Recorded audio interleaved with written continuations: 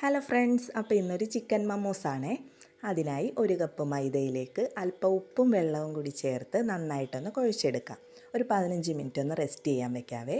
അപ്പോൾ ഇതിൻ്റെ ഫില്ലിങ്സിനായിട്ട് ഉപ്പും കുരുമുളകും ചേർത്ത് വേവിച്ച ചിക്കനും 2 സവാള, 1 ക്യാരറ്റ്, കുറച്ച് മല്ലിയില, ഇഞ്ചി വെളുത്തുള്ളി പേസ്റ്റ്, പിന്നെ ചിക്കനൊന്ന് നന്നായിട്ട് മിക്സിയിൽ ക്രഷ് ചെയ്തെടുക്കാം. കുറച്ച് ഉപ്പും കുരുമുളകും ചേർത്ത് നന്നായിട്ടൊന്ന് മിക്സ് ചെയ്ത് വെക്കാം. ആ മാവൊന്ന് നന്നായിട്ടൊന്ന് പരത്തിയെടുക്കാവേ. എന്നിട്ട് വളരെ തിന്നായിട്ട് വേണം പരത്തിയെടുക്കേണ്ടത്. അപ്പോൾ ഞാനതിനൊരു ഷേപ്പ് കിട്ടാനായിട്ട് ഒരു ഡവറ ഉപയോഗിച്ചാണ് ഇങ്ങനെ റൗണ്ട് ഷേപ്പിൽ എടുക്കുന്നത്. അപ്പോൾ അത് കറക്റ്റായിട്ട് ഇങ്ങനെ കിട്ടും. എന്നിട്ട് നമുക്ക് അതിലോട്ട് ഈ ഫില്ലിങ്സ് വെച്ച് കൊടുക്കാം. ഞാൻ 2 ഷേപ്പിലാണ് ചെയ്യുന്നത്, ഒരു റൗണ്ടിലും പിന്നെ ഒരു ഫോർക്ക് ഉപയോഗിച്ച് ഇങ്ങനെ മടക്കിയിട്ട് ജസ്റ്റ് ഒന്ന് പാടിട്ട് കൊടുക്കുന്നുണ്ട്.